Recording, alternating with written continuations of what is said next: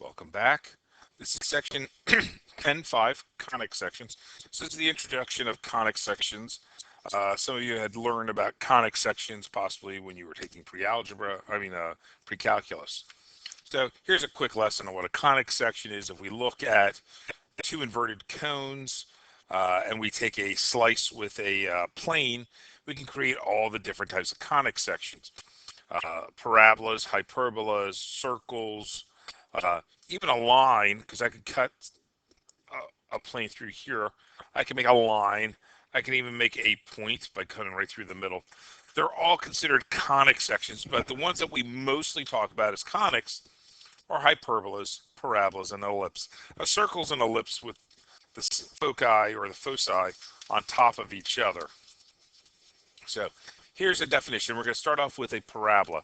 A parabola is a set of points in a plane that are equidistant from a fixed point called F, which is the focus, and a fixed line called the directrix. So this line here is the directrix. That's my focus. And so we're saying that the length from here to here is equal to the length from here to here. That's what that means. And then you also have this, which is the vertex. So those are all the points. And there's formulas for this. So this is an equation of the parabola with a focus of 0, comma p. And a directrix, y is equal to negative p, is this. So if I see something like this, I'm in the form of x squared equals 4py. I then know I could find my vertex. So if I gave you, I would just have to use the p value. It says an equation of the parabola with a focus p comma 0. This was 0 comma p. And directrix x equals the opposite of p would be in the form of y squared is equal to 4px. So it's a sideways parabola. We're going to use these definitions to help describe these functions. So I want to find the vertex function, vertex, focus, and directrix. Vertex, focus, and directrix of a parabola.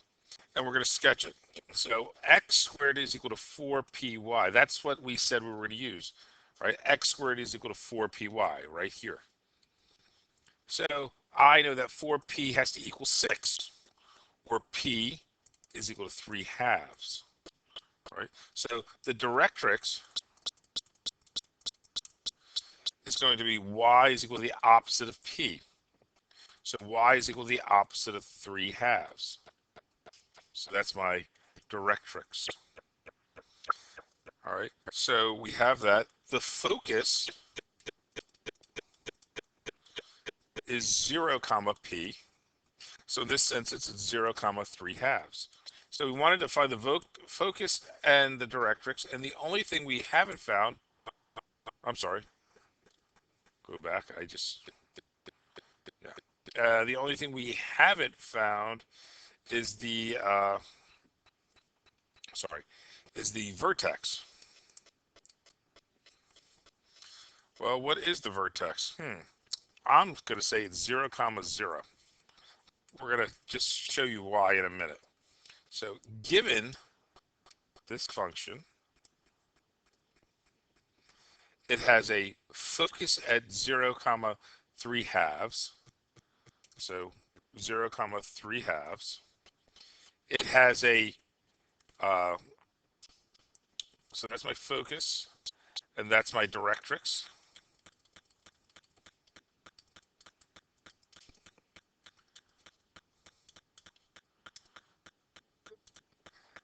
These things are equidistant from each other.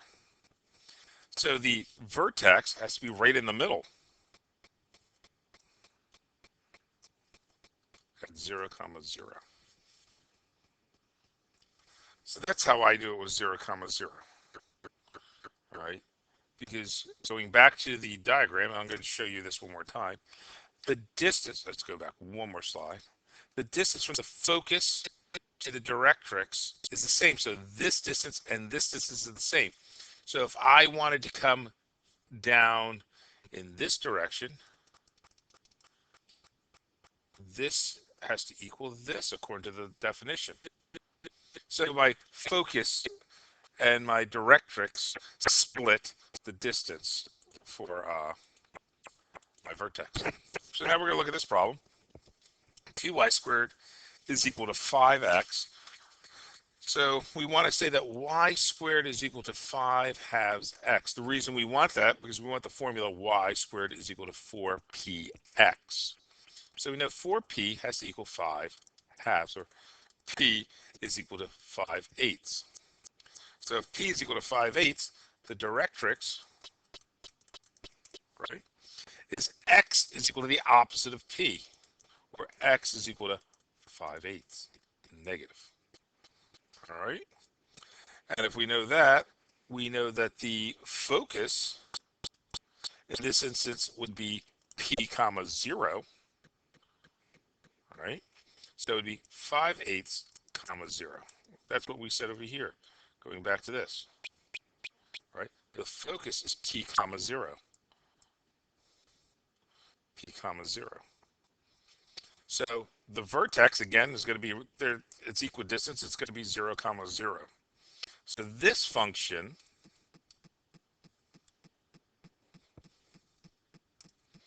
has a vertex there, 0 comma 0. It has a directrix at x equals minus 5/8. It has a focus at 5/8 comma 0. And would look like this. If this is a test question, this is exactly what I need you to do, and that's exactly all I would need you to show me. I labeled everything, right? I labeled my directrix. I showed it as a dashed line because it's not a solid line, right? I showed you where the focus is. I showed you where the vertex is. So now we want to find the vertex, focus, and directrix of a parabola and sketch this one. So we're going to say 3x squared plus 8y equals 0. I want to get that form of x squared is equal to minus 8/3 y. So we know that 4p is equal to 8/3, or p is equal to minus 2/3. I lost my negative here. So we know that the focus is equal to 0 comma p, which would be 0 comma minus 2/3. The directrix is equal to y minus p, or y is equal to 2/3.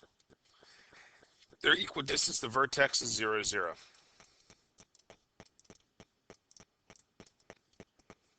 I can again sketch this out. We're going to stop sketching these in a second. It's the same thing over and over again.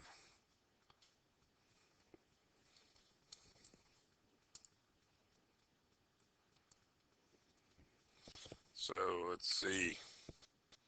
So again, if this is a test problem, focus is 0 comma negative 2/3. I have a vertex at 0, 0. If that's the focus is there, I'd have to have that, and I'd have to have a directrix at y equals 2/3. And that's everything I would need to draw. I'm not going to draw the next one. So here I have translations. Right. My vertex here, because of the translations, is negative 2. Negative 2. Oh my goodness. I'm going to go nuts. My vertex here is 5 comma 3, because it's in the form of y minus h squared is equal to 8k. All right. Where this is, my vertex is, oops, I got the h and the k's backwards.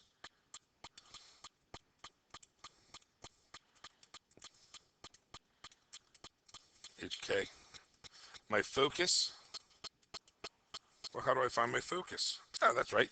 4p has to equal 8, or p is equal to 2. P is equal to 2, right? So maybe I will draw this out just so that we can understand why I'm picking the values I'm picking. So I know I have a vertex at 5 comma 3. I know this thing is opening up. My p-value is 2. So my focus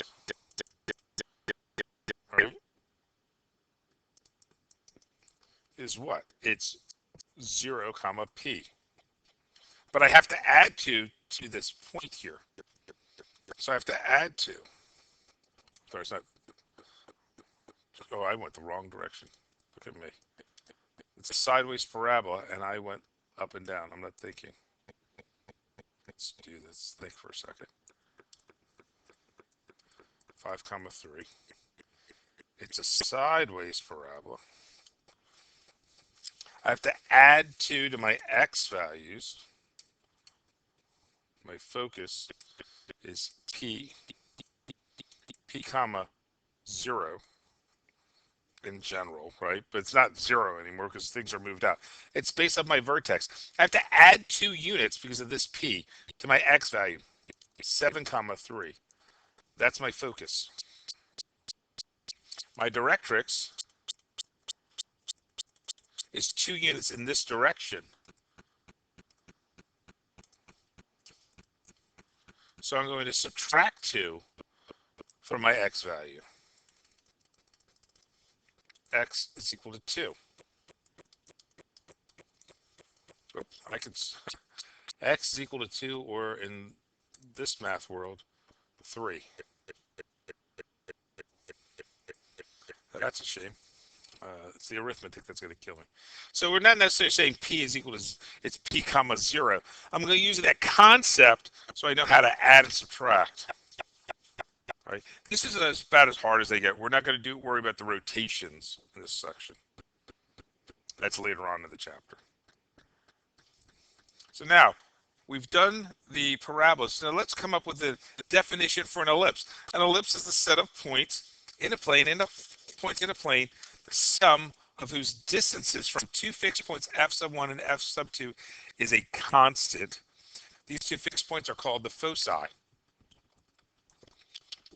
Some interesting things about these is no matter where I am, if I take a laser beam and I point it, and this was a mirror on the inside, it would bounce and continue to go right to the other foci. So that's just some facts. The parabola, going back to the parabola, because I didn't talk about that sort of thing. Everything that comes in bounces right to the foci, focus. During World War II, before radar was used, the British built these parabolic microphones made out of cement, and at the focus they put a microphone to pick up the sound. They could hear zeppelins and planes coming in. It gave them, I think it was a 15-minute warning or 20-minute warning, something, or maybe a 40-minute warning. They would have people listening on these microphones all day long, and they knew what sounds to hear, and that's how they were able to survive until they figured out how to make radar. All right, anyway, so this is the ellipse, and here are my functions. Now, if you notice, a squared, b squared, b squared, a squared. So a squared is always going to be the larger value, is what we're going to look at.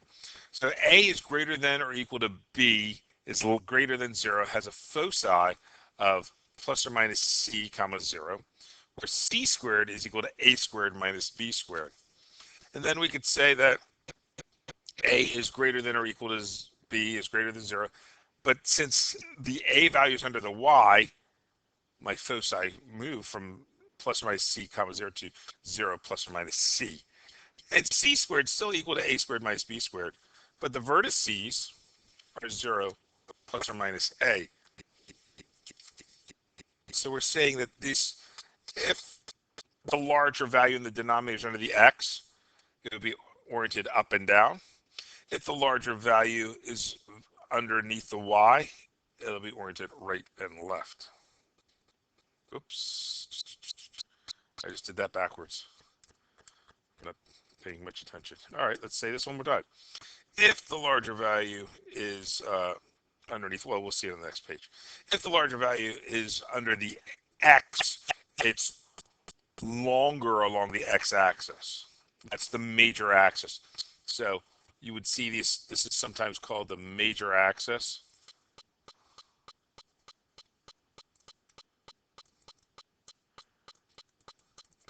And then this here is sometimes called the minor axis.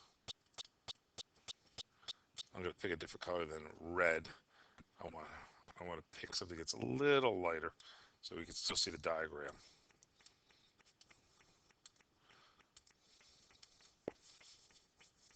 We'll go with this really pale here. Actually, here, blue. Major. Ooh, that's not a good color to write in.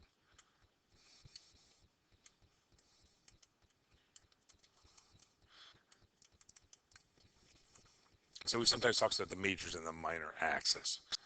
Anyway, so we still see no matter which way it is, it's c squared is equal to a squared minus b squared. All right, it's always equal to 1.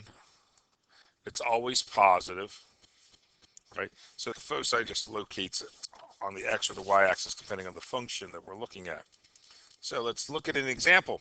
I have x squared over 2 plus y squared over 4. So this is my a value, and that's my b value, because a is always the larger of the two values, and that's actually a squared, and that's b squared. So a is equal to plus or minus 2, and b is equal to plus or minus the square root of 2. C, or c squared, is equal to a squared minus the b squared. So c squared is equal to 4 minus 2, or c is equal to plus or minus the square root of 2. The reason I'm doing all that is so that I know what my a, b, and c is. I have an a, I have a b, and I have a c, right? I can then orient this problem. So since my larger values under the y, I'm going to be a longer. I'm going to go. Whoops. I'm going to. My parabola should be shaped in that general direction. The center of my parabola is going to turn out to be 0, 0. I know that because there's no translations. If there was a translation, it would show up in this area. And there's no translations. So my center is 0, 0. All right. Which means I then could find my other parts. Well, my focus, my foci, according to this, right, we are in this form. My foci is 0 plus or minus c. 0 plus or minus c. Well, we know it's 0. So my foci are 0 plus or minus square root of 2. I'm just going to call that 0 square root of 2, 0 minus square root of 2. All right. Then my vertex, my vertices, let's go back. Our vertices, 0 plus or minus a. Well, we know what a is. A is equal to 2. So I have 0 plus or minus 2.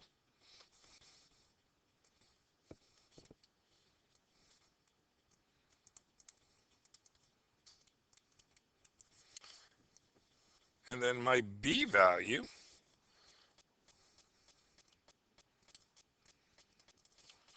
my minor axis, will have its endpoints at minus square root of 2, 0, and plus or minus square root of 2. So it should have one here and here. That's square root of 2 comma 0 minus square root of 2 comma 0. So this should look like this. And that's all I would expect you to do. I'm not expecting it to be exact. You don't have a calculator approximate things. I'm fine with that. All right. So now let's look at the next problem. I have an x squared plus 9y squared equals 9. Well, I need to be in the form of x squared over a squared plus y squared over b squared is equal to 1. So it looks like I need to divide everything through by 9. I get x squared over 9 plus y squared is equal to 1. My a is always the larger value, so a squared is equal to 9, or a is equal to plus or minus 3. B is equal to 1. B squared is equal to 1, or b is equal to plus or minus 1. C squared is equal to A squared minus B squared, correct? So C squared has to equal 9 minus 1. I got this. 9 minus 1. So C is equal to 2 square root of 2. So now if I care, I can find all my parts. So A, foci. Uh, we have foci. We have,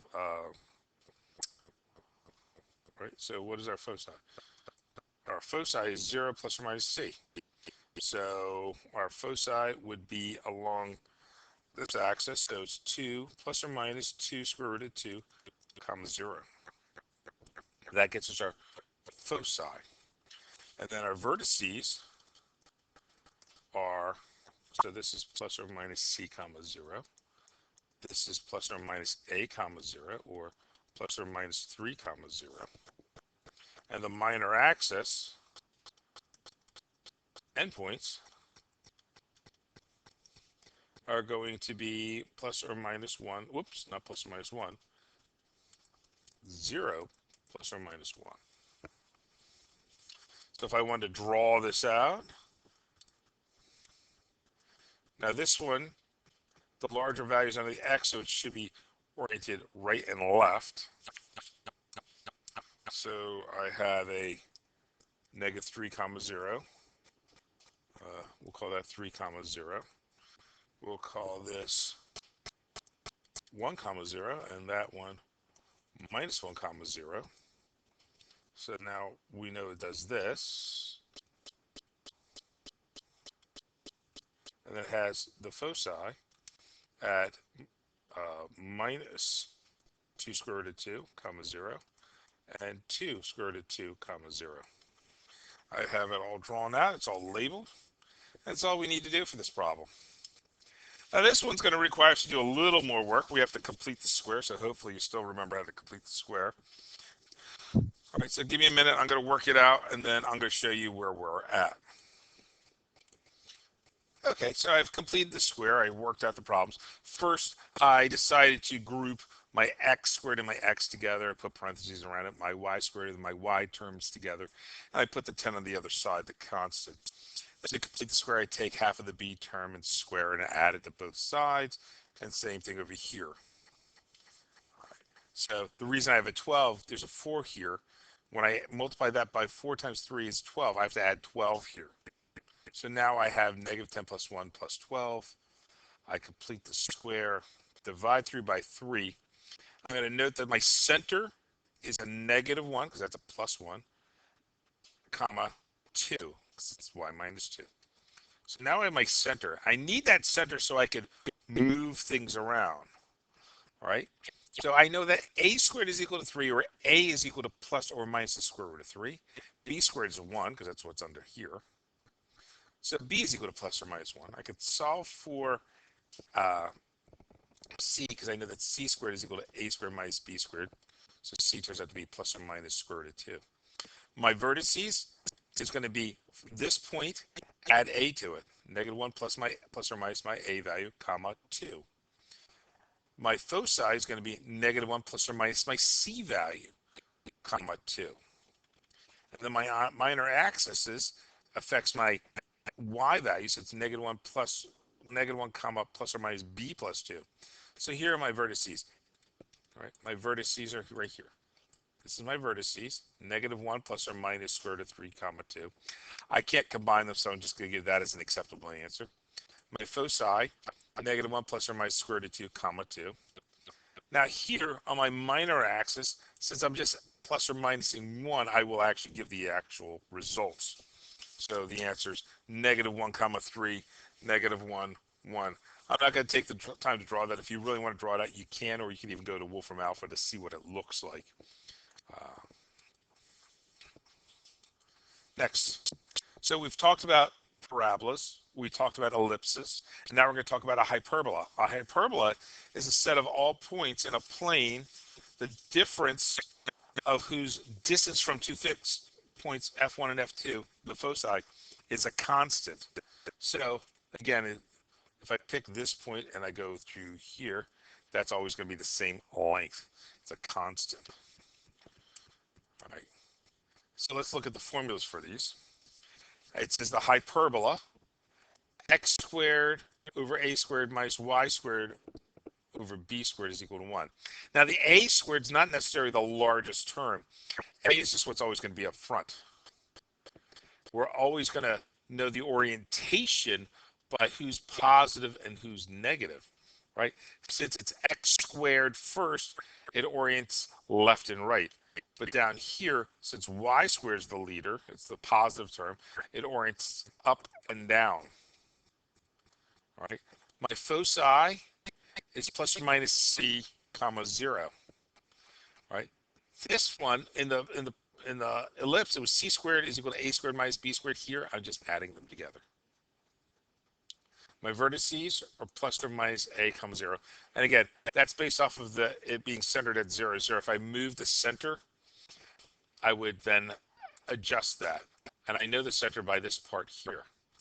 So if I move the center, it would be, say, the x value was a 3. It would be 3 plus or minus that a value. And we'd seen a problem like that in the last section. I'm sorry, the last set of notes, the last note. Oh, and then the one thing I didn't talk about, there's this thing called the asymptotes. And I can find their definition. I can find the equation of that. Y is equal to b over a plus or minus b over a to the x if it's in this orientation, right? And if it's in this orientation, up and down, then it becomes a over b comma x. All right, plus or minus. And again, if it's going through the center, I don't have to worry about it. There's no y-intercepts to consider. If it doesn't, we're going to see an example like that. We have to do some math to figure out how to find the equation of those asymptotes. And I need to label all this stuff for a test problem. So my first problem is y squared over 25. So a is always the first term. So a is equal to plus or minus 5. B is equal to plus or minus 3. C squared is equal to a squared plus b squared. So c squared is 25 is 34. So c is equal to plus or minus the square root of 34. This is telling me which way it's oriented. That means it's oriented up and down because it's leading by that value. We know that the foci for this is 0 comma plus or minus c. Well, now we know what c is because we just figured out all those parts. 0 comma plus or minus the square root of 34. All right. The vertices are 0 plus or minus a. Well, we know a. It's 0 plus or minus 5. All right. I need to find my asymptotes. Well, because of this orientation, I get y is equal to plus or minus a over b comma x, which is equal to plus or minus 5/3 x. So the equation of my asymptote is y is equal to plus or minus 5/3 x. Again, I get that from here, right? It's a over b, because this is the orientation that we have. All right, so now I could draw this out.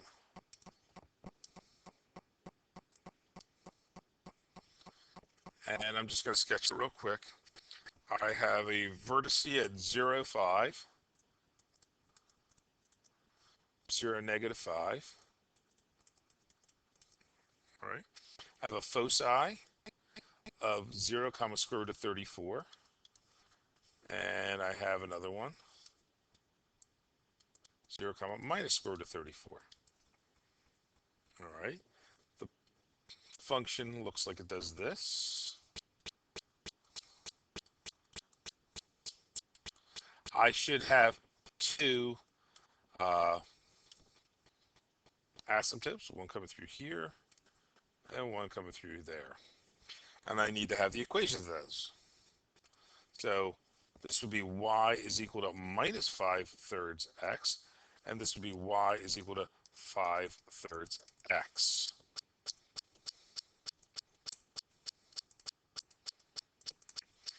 And I am all done. It's centered at 0, 0. I've drawn this problem, and I've done exactly what I would need to do for a test.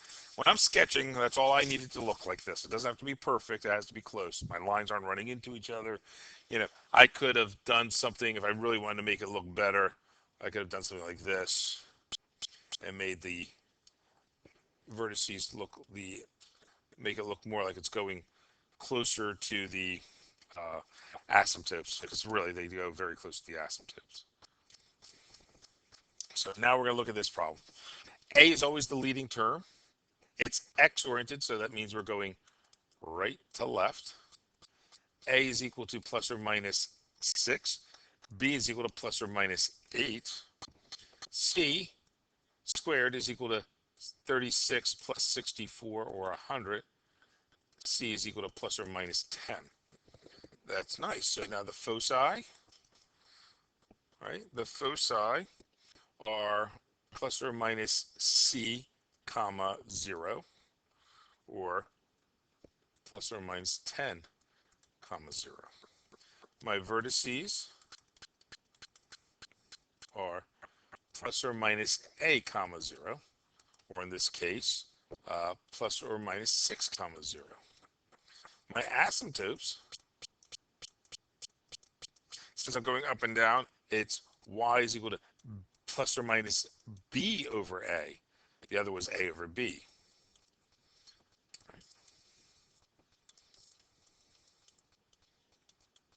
X. So this turns out to be y is equal to minus 4 thirds plus or minus 4 thirds x. Let's write this so it looks nicely.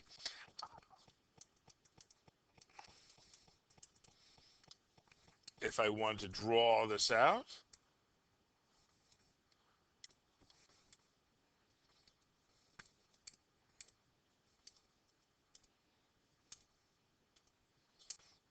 alrighty, I have a focus on 10 minus 10, comma 0. I have vertices at minus 6, comma 0, 6, comma 0. So that means it's doing this.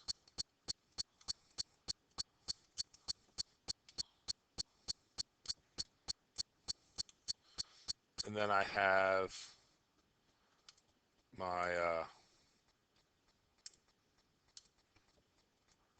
asymptotes. My asymptotes going through here.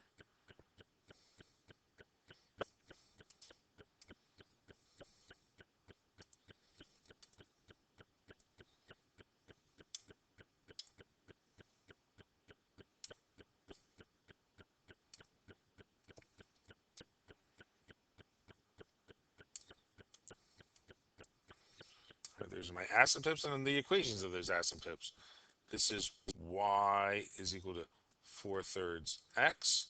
This is y is equal to minus 4 thirds x. I've labeled everything and I have everything drawn. So now let's look at a different problem.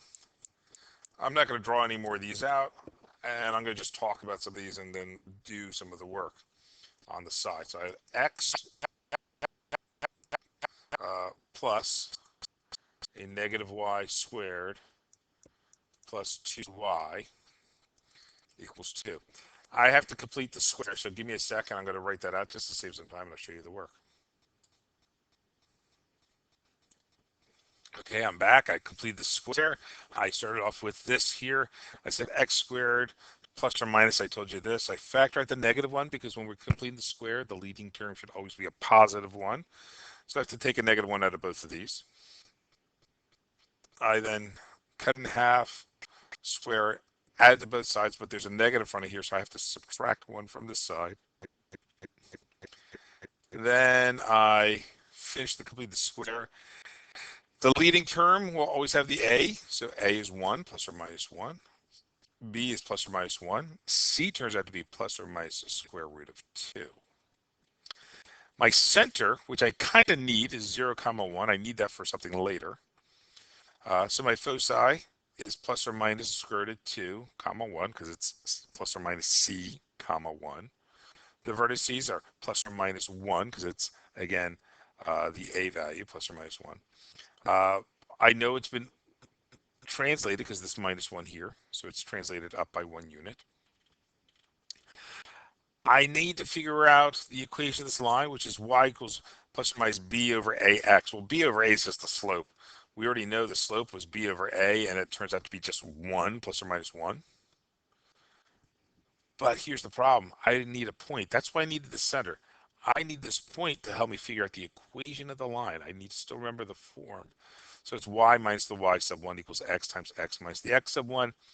My x value is 0. My y value is 1. And this is the equation for the asymptotes. Alrighty. Let's look at the next problem. I'm going to let you work on this. So I'm going to work on it too. It's another completing the square problem just to make sure you can do it. So give me a second. Okay, I sketched this real quick and I calculated the complete the square. As you can see, I grouped the things. I factored out my leading coefficients so I'd have a positive 1. I do all the math and I end up with this is my final equation. This is my final equation right here. Because that's the equation I can figure out what my A is, my B is, and my C value. So my A is equal to plus or minus 2. My B is plus or minus 3. C, which is just C squared.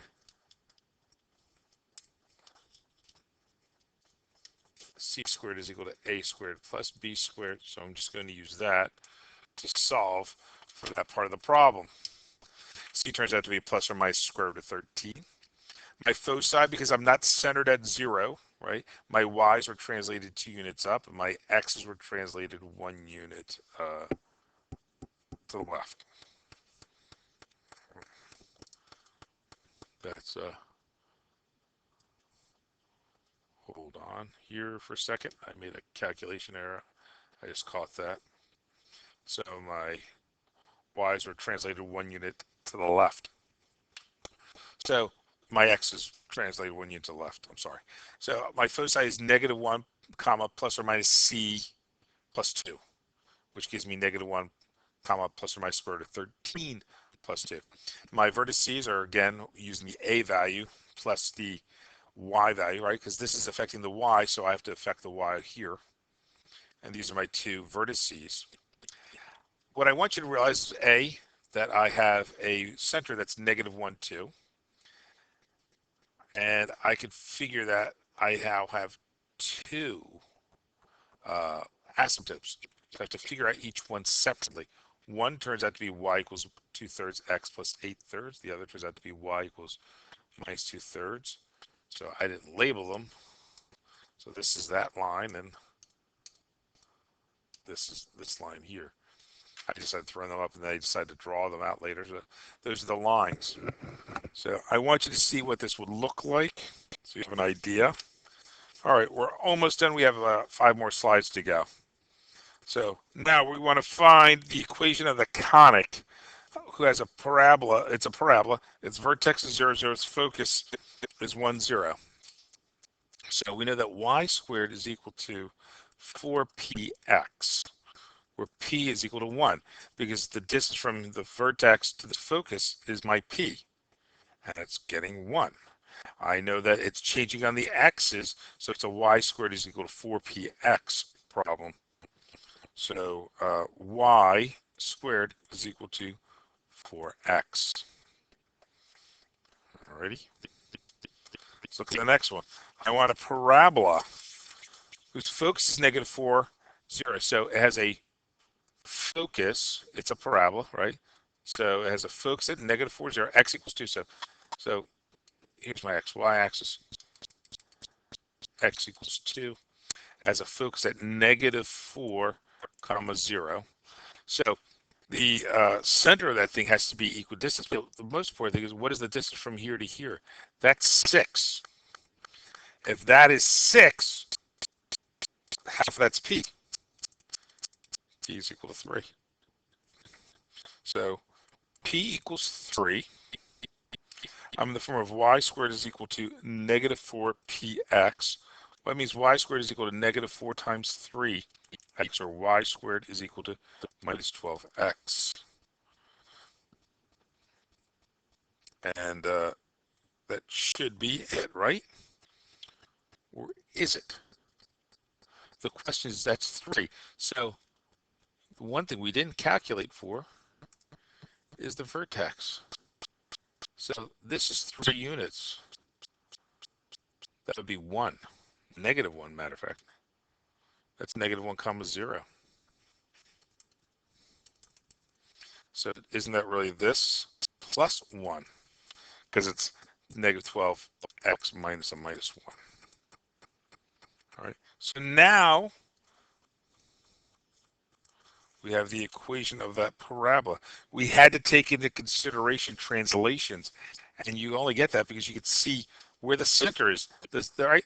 The focus, I mean, the vertex should be midway between the focus and the directrix. Well, if there was 6 units midway between those 3, we'll put me at negative 1. So there's a translation. Let's look at another problem. I have an ellipse whose foci is negative plus or minus 2 comma 0, and the vertices are 3 or 5 comma 0. It's centered. We have to figure that out, and that turns out to be centered at 0, 0. All right. Again, vertices, if I draw this thing out, I don't care, that's a dashed line. Vertices are 5 comma 0 negative, minus 5, that's 5 comma 0, 2 comma 0, minus 2 comma 0. Well, yeah, everything's centered there. So I know that this, here's my center, right? A is the is plus or minus 5. And then C is equal to plus or minus 2. Right? Because that's the distance for C, and that's the distance for A. Going back to the definition, what does it mean to be an ellipse? Right? Your ellipse says that my vertices are A, right? My vertices plus or minus A comma 0. My foci are plus or minus C comma 0. My minor axis will be 0, 0 comma plus or minus B.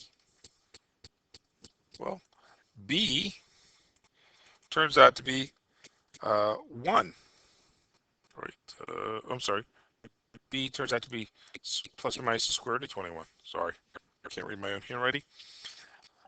Or B, more so, B squared is equal to 21. I need to know a B squared. I know that it's oriented right to left, so it's x squared plus y squared equals 1. A, which is my larger, is 25. B, my smaller, 21. That's the equation of this line, of this ellipse. And x squared over 25 plus y squared over 21 is equal to 1. Move on to the next problem.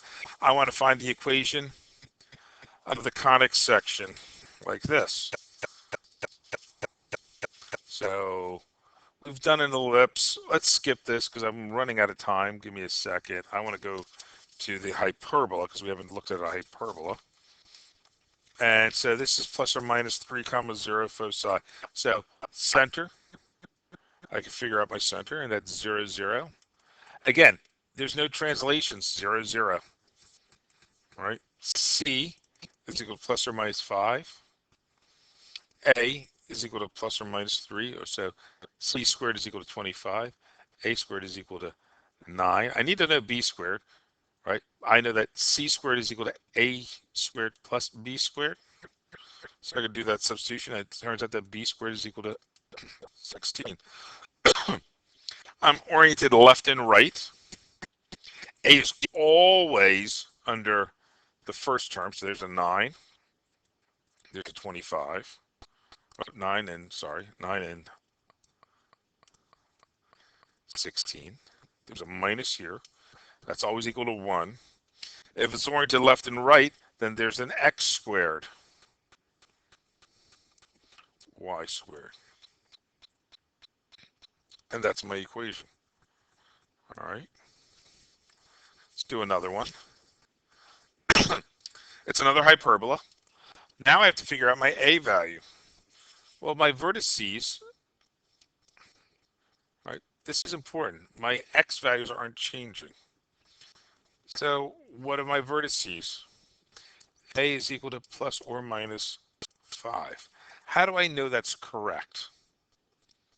Well, what's the distance, right? I have 4 plus 6 is 10. All right, that seems to work. C is equal to plus or minus 8. All right. So C squared is equal to 64. A squared is equal to 25. I need to know B squared. Well, I know A squared plus B squared is equal to C squared.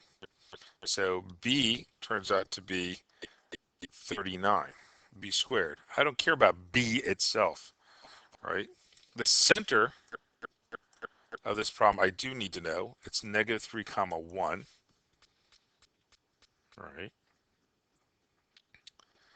So how do I know that? Well, if that length from here to here is 10, half of that would be 5.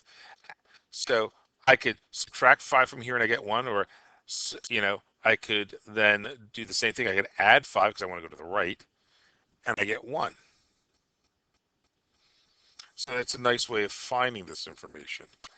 Y minus, because it's always the a squared terms underneath the first one, minus the b terms always under here, the b squared equals 1, x minus, so the translation's 1, and then the translation's minus 3, so it's a plus 3 quantity squared. That's the equation. I have to know something about equations and their translations. Hold on for a second. All right, I just want to make sure I did this right. I'm going to do one more. And again, I want you to pay attention because I'm looking at distance, right? I want to look at distance because I want to make sure I'm clear about this here. This and this. So I'd say the distance would be the absolute value. The distance would be the absolute value of negative 7 minus 9, which is 16, right? And if I divide that in half, that gives me the 8, which is my C value.